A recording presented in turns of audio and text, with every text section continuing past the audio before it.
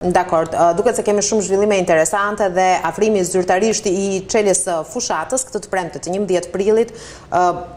do ta shtoj dozën, le të themi, edhe të denoncimeve apo edhe sqarimeve publike, siç ka qenë ai më I fundit, një sqarim vërtet I gjatë I zotit Fatmir Xhafaj në lidhje me akuzat apo sajesa të çorbës së vjetër, siç ai quan ato se Fatmir Xhafaj dhe grupi I tij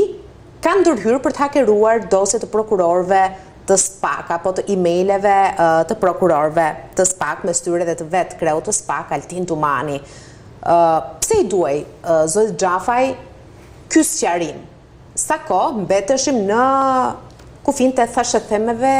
mediatike? Po ndonjëherë di që këto thashethemet ngjisin më shumë, kështu që unë nuk shikoj asgjë të habitshme që dikush të dalë dhe të sqarojë pozicionin e tij. Për mendimin tim ka bërë shumë mirë nëse realisht nuk kishte asgjë për të fshehur, nëse nuk ishte fare I përfshirë apo I lidhur në situatë të tillë dhe sidomos kur e kuptoi që emri I tij po qarkullonte gjërësisht, ka bërë do të shikoj me dyshim mendoj unë nëse do të heshte dhe nuk do të jepte një lloj sqarimi, kështu që ka sqaruar pozicionin e tij zoti Xhafaj, ka thënë që nuk është I përfshirë në këtë sens. Mos harrojmë dhe një element tjetër. Emrat që dalin dhe në formë e thashethemit dalin dhe për të hequr vëmendjen nga ata emrat e vërtetë që mund të jenë pas. Por që një ditë do dalin. Një ditë po, por një ditë mund të harruar para zgjedhjeve. Çështja tani është sensitive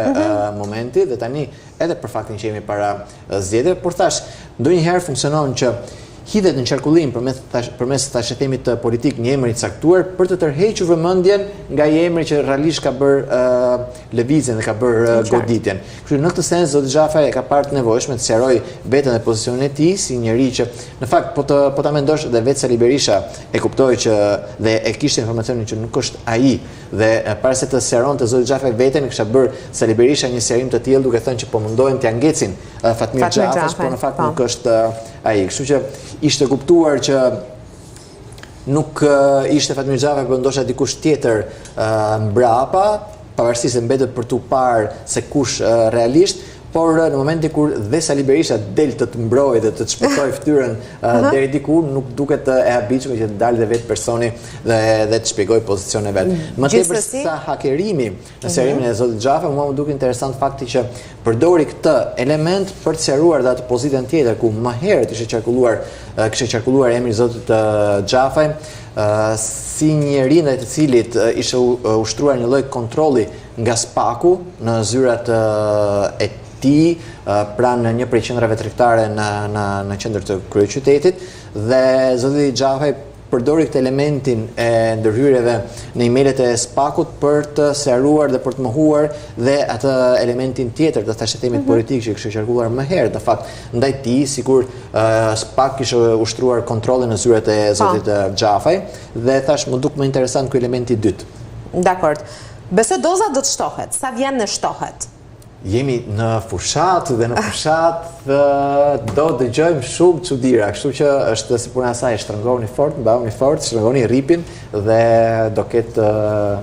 se këtë herë është secili për vete, kështu që çfarë nuk do dëgjojmë e çfarë nuk do të shohim. Këtë herë edhe për shkak të listave të hapura është edhe lufta brenda llojit që është mjaft e ashpër. Mos harrojmë atë mesazhin që zoti Rama ka dërguar të tive që të mos dalin nga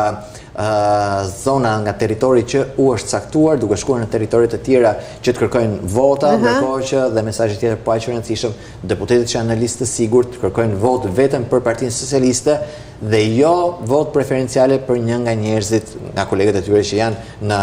listë të hapur. Thash, për shkak të listave të hapura, këtë herë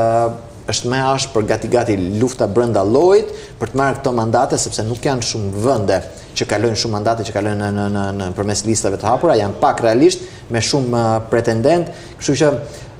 sondazhet nuk lënë shumë hapësirë dyshimi se kush do të jetë fituesi, por më tepër çështja sa mandate dhe pikpyetja më e madhe, interesi më I madh është kush do arrit të marrë mandatin nga këto listat e hapura, si nga PS dhe nga PD-ja. Dakord, edhe sa vend mbetet për të rinjt pastaj, por mbetet për ta diskutuar përsëri. Ndrit, faleminderit shumë. Ne bashkë ritakohemi me shumë gjastë të enjten ditën kur Kristla Sivita mbërrin në Tiranë, do të shohim nëse do të kemi një frym të re në fushatën